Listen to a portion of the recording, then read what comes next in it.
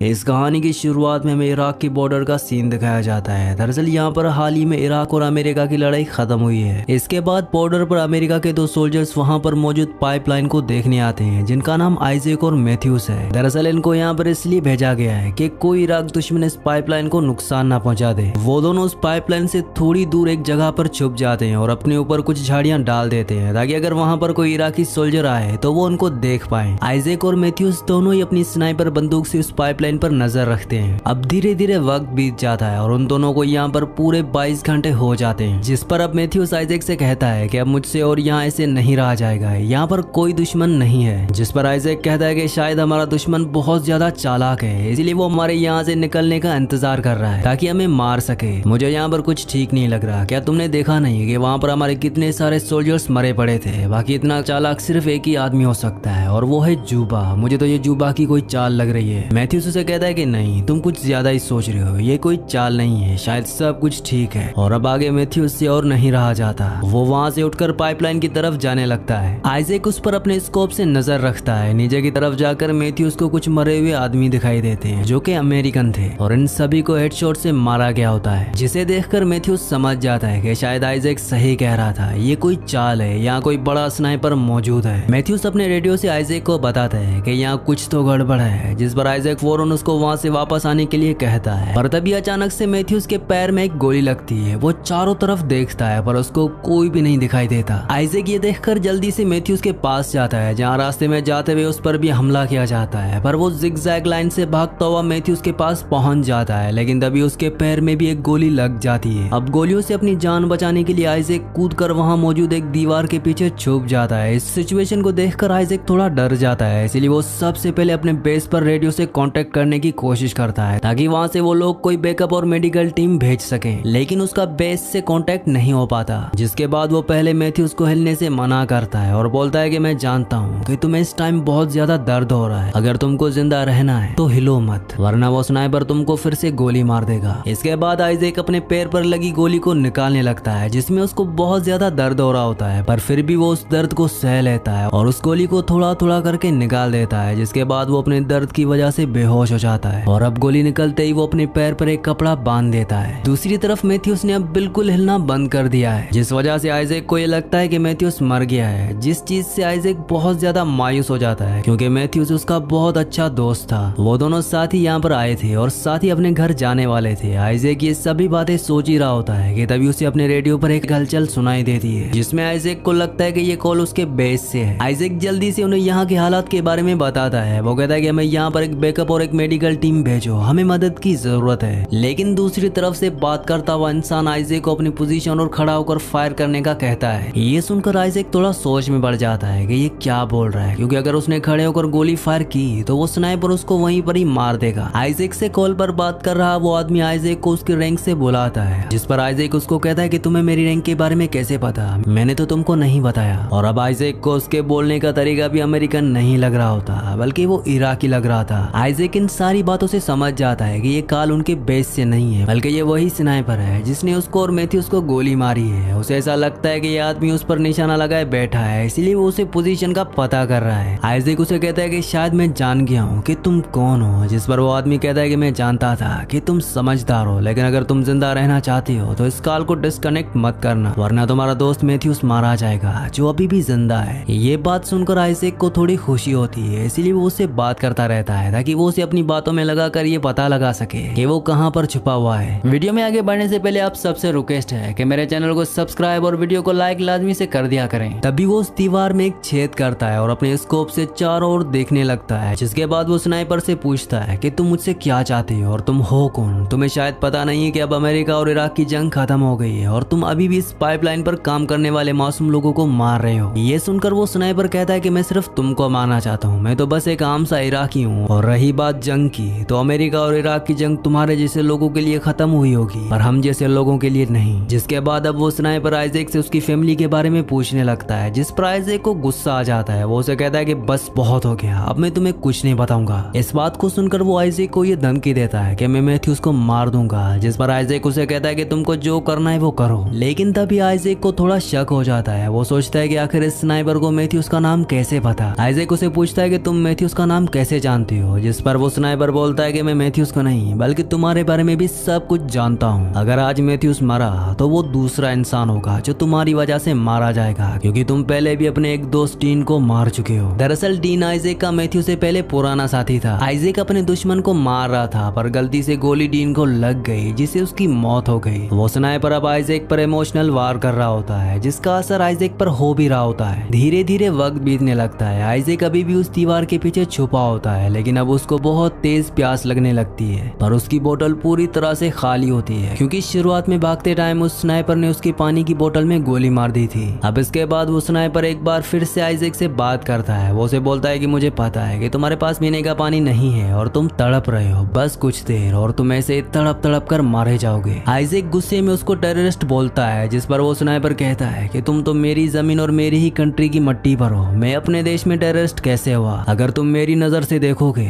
तो तुम अपने आप को टेररिस्ट पाओगे क्योंकि तुम किसी दूसरे मुल्क में हो। इतने में आइजैक अपने स्कोप से वहां पर एक कचरे के ढेर को देखता है जिसको देखकर आइजैक समझ जाता है कि शायद इसी कचरे के ढेर में वो छुपा हुआ है। इस कचरे के ढेर में छुपना कोई मामूली बात नहीं है, यानी कि ये इस गेम में कोई पुराना और बहुत चालाक खिलाड़ी है और ऐसा खिलाड़ी सिर्फ एक ही हो सकता है और वो है जूबा। आइजैक उसे कहता है कि मैं जानता हूँ कि तुम जूबा हो जो पहले अमेरिका के लिए काम करता था और तुमने हम लोगों से सब कुछ सीख के हमको ही धोखा दिया। इस बात पर वो स्नाइपर यानी कि जूबा बोलता है कि जूबा नाम के तो कई आदमी हैं, तुम किसकी बात कर रहे हो? आइजैक बोलता है कि मैं तुम्हारी जूबा द घोस्ट की बात कर रहा हूँ। यहाँ पर हमें पहली बार उस स्नाइपर का सही नाम पता चलता है। आइजैक की हालत धीरे धीरे खराब हो रही होती है जिसका पता जूबा को भी चल गया है, इसलिए जूबा उसे कहता है कि अगर तुम यहाँ पर मारे गए तो मैं तुम्हारे हलक से तुम्हारी जुबान बाहर निकाल दूंगा और तुम्हारा सर काट कर अपने साथ ले जाऊंगा। अब इसके बाद आइजैक जूबा की एग्जैक्ट लोकेशन पता लगाने के लिए एक तरकीब सोचता है। वो एक लकड़ी पे अपना हेड और अपने कपड़ों को टांग देता है जिसे वो एक इंसान लगे और जैसे ही जूबा उस लकड़ी के इंसान पर गोलियां चलाएगा वो उसकी लोकेशन देख लेगा। लेकिन आइजैक का ये प्लान काम नहीं करता। तभी वहां पर बहुत तेज रेतीला तूफान आने लगता है और आइजैक को अपने स्कोप से कुछ भी दिखाई नहीं देता, पर वो इस चीज का फायदा उठाते हुए अपने साइड में मरे हुए एक अमेरिकन सोल्जर का बैग उठाकर उसी वॉल के पीछे आ जाता है। इसी दौरान जूबा उस पर गोलियों से हमला भी करता है जिसकी वजह से उसका स्कोप टूट जाता है। आइजैक को उस अमेरिकन सोल्जर के बैग में से एक पानी की बोतल और कुछ सामान मिलता है। वो सबसे पहले पानी पीकर अपनी प्यास बुझाता है। इसके बाद हमें मैथ्यूस को दिखाया जाता है जो अभी भी जिंदा है और वो अपने रेडियो से आइजैक और जूबा की सारी बातें सुन रहा होता है। आइजैक को भी ये बात पता चल जाती है। वो मैथ्यूस को जिंदा देखकर बहुत खुश होता है, जिसके बाद वो उसको बताता है कि जूबा सामने वाले कचरे के ढेर में छुपा हुआ है, मैं उसे अपनी बातों में लगा कर रखता हूँ, तुम उस पर अपनी राइफल से गोली चला देना। लेकिन यहाँ पर आइजैक से एक गलती हो जाती है। वो मैथ्यूस से बात करते वक्त अपना रेडियो बंद नहीं करता और उसकी बातें जूबा भी सुन लेता है। जूबा आइजैक से बोलता है कि तुम किससे बात कर रहे हो? आइजैक मैथ्यूस की जान बचाने के लिए जूबा से ये कहता है कि मैं मरने से पहले गॉड से बात कर रहा हूँ। तभी मैथ्यूस अपने हाथ में शीशे की तरह चमकने वाली एक चीज से जूबा को देखने की कोशिश करता है और वो अपनी पूरी जान लगाकर जूबा पर गोली चला देता है, पर वो गोली जूबा को नहीं लगती। लेकिन तभी जूबा मैथ्यूस के शोल्डर पर गोली मार देता है। मैथ्यूस जख्मी हालत में आइजैक के पास जाने के लिए रेंगता हुआ आगे बढ़ता है, लेकिन तभी जूबा उसको एक और गोली मार देता है जिसको देख अब आइजैक रोने लगता है और वो जूबा से कहता है कि हमको छोड़ दो, हमें वापस जाने दो। ये सुनकर जूबा उसे बोलता है कि तुमको रोका किसने? तुम चाहो तो यहाँ से जा सकते हो। आइजैक उसे कहता है कि मैं जानता हूँ अगर मैं यहाँ से जाने की कोशिश करूंगा तो तुम मुझको गोली मार दोगे, पर जूबा ऐसा करने से मना कर देता है। वो कहता है कि मैं ऐसा नहीं करूंगा क्योंकि तुम ऐसा नहीं चाहते हो। जिस पर आइजैक उसे पूछता है कि क्यों? जूबा कहता है कि तुम्हारे इस क्यों का जवाब मेरे अगले सवाल में है। अब जूबा आइजैक से ये पूछता है कि जंग को खत्म हुए काफी टाइम हो गया है, पर तुम अभी भी यहाँ पर क्यों हो? क्या वजह है जो तुम अभी तक अपने घर नहीं गए? ये सुनकर आइजैक रोने लगता है और वो बोलता है कि मैं घर नहीं जा सकता क्योंकि मेरे हाथों डीन का खून हुआ है। मैंने उसकी फैमिली और सभी से ये बोला है कि उसे दुश्मनों ने लड़ाई के बीच में मार दिया। मैं घर जाकर उसकी फैमिली से कैसे नजरें मिलाऊंगा? इन दोनों की ये बातें चली रही होती हैं कि तभी आइजैक को अपने रेडियो पर अपने बेस से कॉल आता है। शुरुआत में उसे ऐसा लगता है कि शायद ये भी कोई जूबा की चाल है, लेकिन कॉल पर उसके कैप्टन उससे बात करते हैं जिससे उसको यकीन हो जाता है कि ये असली कॉल है। लेकिन तभी जूबा रेडियो से आइजैक बनकर आइजैक के बेस वालों से बात करने लगता है। वो कहता है कि यहाँ पर सब कुछ ठीक है, तुम बस मुझको यहाँ से लेने आ जाओ। यानी कि कुछ ही देर में आइजैक को लेने उसके बेस वाले आ रहे होते हैं। अब आइजैक समझ जाता है कि क्यों यहाँ पर मरे हुए किसी भी सोल्जर ने मदद क्यों नहीं बुलाई, वो खुद किसी को यहाँ लेने आए थे। दरअसल जूबा ऐसा करके अमेरिकन सोल्जर्स को यहाँ पर बुलाता है और फिर उनको मार देता है। थोड़ी देर बाद आइजैक को 2 हेलीकॉप्टर्स की आवाज सुनाई देती है। अब जूबा कहीं उन पर हमला ना कर दे,